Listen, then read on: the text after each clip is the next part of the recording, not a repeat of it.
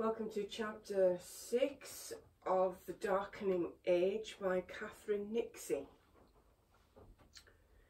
Chapter 6. The most magnificent building in the world. He that sacrificeth unto God save unto the Lord only, he shall be utterly destroyed. Exodus 22:20.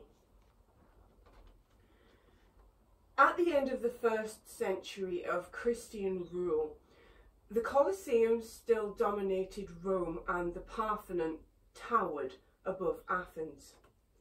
Yet, when writers of this period discuss architecture, these aren't the buildings that impress them. Instead, their admiration is drawn by another structure in Egypt. This building was so fabulous that writers in the ancient world struggle to find ways to convey its beauty. Its splendour is such that mere words can only do it an injustice, wrote the historian Ammianus Marcellinus. It was, another writer thought, one of the most unique and uncommon sights in the world, for nowhere else on earth can one find such a building. Its great halls, its columns, its astonishing statues, and its art all made it, outside Rome, the most magnificent building in the whole world. Everyone had heard of it. No one has heard of it now. While tourists still toil up to the Parthenon or look in awe at the Colosseum, outside academia, few people know of the Temple of Serapis. That is because, in AD 392, a bishop, supported by a band of fanatical Christians, reduced it to rubble. It is easy to see why this temple would have attracted the Christians' attention. Standing at the top of 100 or more marble steps, it had once towered over the startling white marble streets below, an object to incite not only wonder but envy. While Christians of the time crammed into insufficient numbers of small cramped churches, this was a vast and vastly superior monument to the old gods. It was one of the first buildings you noticed as you sailed towards Alexandria, its roof looming above the others, and one that you were unlikely to forget. No mean feat. One of several Alexandrias founded by Alexander the Great, this Alexandria was an admirably elegant city. Under the scorching Egyptian sun, its wide boulevards were laid out on an elegant grid designed to allow the fresh sea breeze to pass through them, cooling them. Its landmarks have become landmarks in the history of culture and architecture. The great lighthouse of Alexandria, one of the wonders of the ancient world, was here, as too was the Museum. Most literally a shrine to the Muses, but also with its walkways, lecture hall, dining room and resident academics, a forerunner of the modern university. Here too was the great library of Alexandria.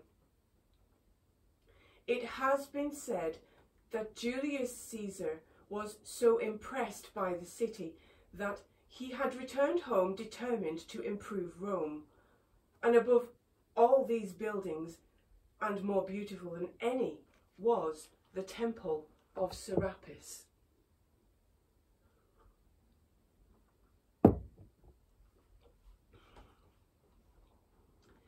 By AD 392, some of what Caesar had admired had gone, done for by war and fire, but Serapis still stood, and still awed all who came.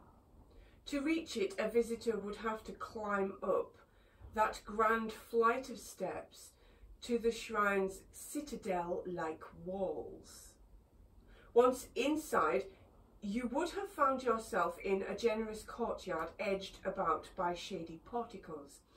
Your eye might have been caught by the much admired statues, so realistic.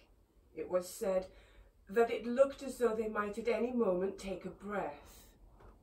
And beyond them, dazzling in the bright Mediterranean sunlight, rose the marble columns of the temple itself. Walk on, and just behind the porticos of the inner court, you would have found yourself in a vast library, the remnants of the great library of Alexandria itself. The library's collection was now stored here, within the temple precinct, for safekeeping. This had been the world's first public library, and its holdings had, at its height, been staggering, running into hundreds of thousands of volumes. Like the city itself, the collection had taken several knocks over the years, but extensive collections remained.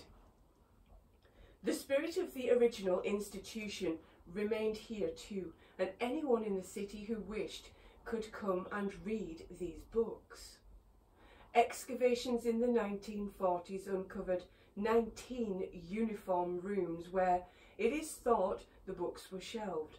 Thousands of volumes on every topic from religion to mathematics were sitting on those shelves as the year 392 opened. So, Serapis was rich in intellectual wealth.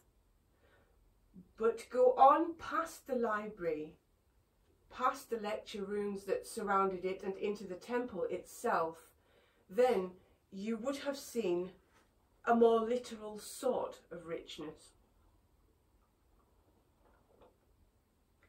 Enter through its great doors, and once your eyes adjusted to the frankincense-heavy dimness within, you would have seen a room of almost brash opulence in which oil lamps glittered on walls of plated with gold and overlaid with silver. And in the centre was the most brilliant object of all, a vast statue of the god Serapis. Like the Greco-Egyptian city he sat above, this god was an international hybrid. Look at his handsome bearded profile. You might think you were looking at Jupiter himself, though he was Egyptian enough that others called him Osiris. An immortal amalgam that some said had been intentionally created to bring harmony to the mixed races in the city below, causing them to pray rather than to fight together. Nonsense maybe, but Serapis had nonetheless acted as an extremely effective divine diplomat, helping to unite this famously argumentative people. In a city that at night glowed with countless flames in a thousand temples, this god was one of the most eagerly worshipped of all. Like all statues of this size, Serapis was made of a wooden structure overlaid with precious materials. The god's profile was made of glowing white ivory. His enormous limbs were draped in robes of metal, very probably with real gold.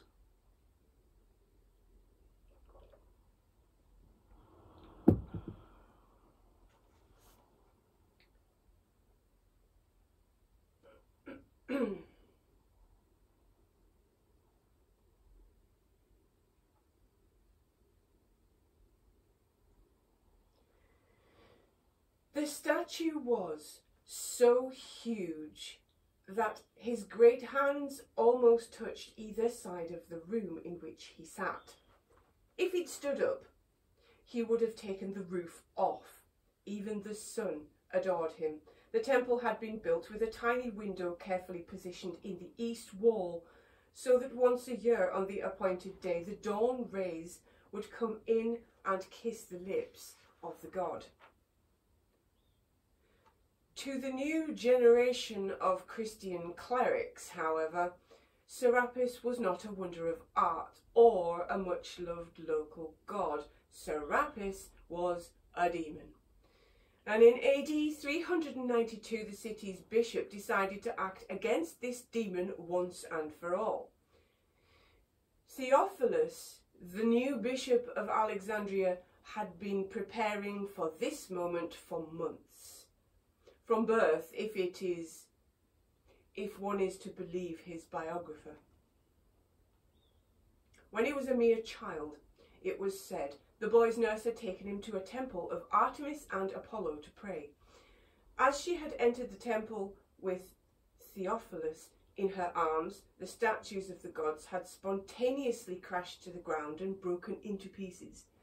This, then, was a man destined for destruction. As an adult, Theophilus was a little more compromising.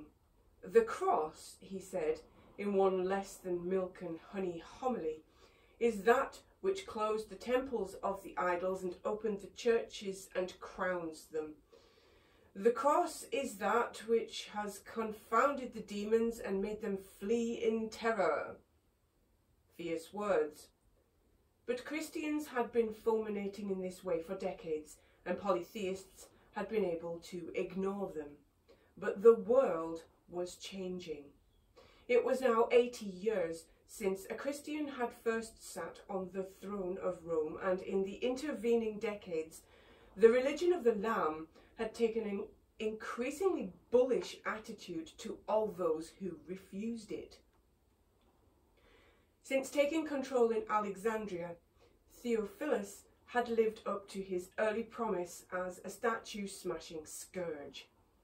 A little earlier, he had stolen the most sacred objects from 2 temples and paraded them through the streets for Christians to mock. The worshippers of the old gods were shocked and enraged. This was a gross and unprompted act of sacrilege. And Christians afterwards were attacked and even killed by outraged worshippers. Upsetting and unedifying though the incident was, it would be utterly eclipsed by what was about to follow. One day, early in AD 392, a large crowd of Christians started to mass outside the temple, with Theophilus at its head, and then, to the distress of the watching Alexandrians, this crowd had surged up the steps into the sacred precinct and burst into the most beautiful building in the world, and they began to destroy it. Theophilus' righteous followers began to tear at those famous artworks, the lifelike statues and the gold-plated walls. There was a moment's hesitation when they came to the massive statue of the god. Rumour had it that if Serapis was harmed, then the sky would fall. Theophilus ordered a soldier to take his axe and hit it. The soldier struck Serapis' face with a double-headed axe. The god's great ivory profile, blackened by centuries of smoke, shattered. The watching Christians roared with delight and then, emboldened, surged round to complete the job. Serapis' head was wrenched from its neck. The feet and hands were chopped off with axes, dragged apart with ropes, then, for good measure, burned. As one delighted Christian chronicler puts it, the decrepit dotard Serapis was burned to ashes before the eyes of the Alexandria which had worshipped him. The giant torso of the god was saved for a more public humiliation. It was taken into the amphitheatre and burned in front of a great crowd, and that, as our chronicler notes with satisfaction, was the end of the vain superstition and ancient error of Serapis.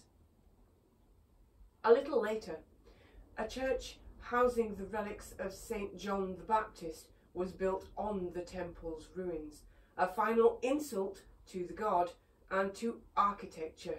It was, naturally, an inferior structure. According to later Christian chronicles, this was a victory.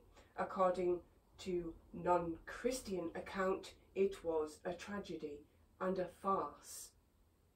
The Greek writer Eunapius felt the destruction was done less from reverence for the Lord than out of pure greed. In his account, the Christians weren't virtuous warriors, they were hoodlums and thieves. The only thing they didn't steal, he observed acidly, was the floor. That was simply left because of the weight of the stones, which were not easy to move from their place. As he wrote with scorn, these warlike and honourable men had destroyed this beautiful temple out of greed. Yet once they had finished their vandalism, they boasted that they had overcome the gods, and reckoned their sacrilege and impiety a thing to glory in. Nothing was left. Christians took apart the temple's very stones, toppling the immense marble columns, causing the walls themselves to collapse. The entire sanctuary was demolished with astonishing rapidity. The greatest building in the world was scattered to the winds. The tens of thousands of books, the remnants of the greatest library in the world, were all lost, never to reappear. Perhaps they were burned. As the modern scholar Luciano Canfora observed, the burning of books was part of the advent and imposition of Christianity. A war against pagan temples was also a war against the books that had all too often been stored inside them for safekeeping, a concept that from now on could only be recalled with irony. If they were burned, then this was a significant moment in what Canfora has called the melancholy experiences of the war waged by Christianity against the old culture and its sanctuaries, which meant against the libraries. Over 1,000 years later, Edward Gibbon raged at the waste. The appearance of the empty shelves excited the regret and indignation of every spectator whose mind was not wholly darkened with religious prejudice. Far more than a temple had gone, and the news of the destruction spread across the empire. Something of the spirit of the old culture died too. It was said that many Alexandrians, seeing what had happened to the temple, converted to Christianity instantly. This was a terrifying act of aggression. Philosophers and poets fled the city in horror. The sky had not, as the old superstition had threatened, fallen in, but something had gone. A terrible melancholy settled among those intellectuals who dared to remain. As one Greek professor wrote in despair, "The dead used to leave the city alive behind them, but now, we living now carry the city to her grave."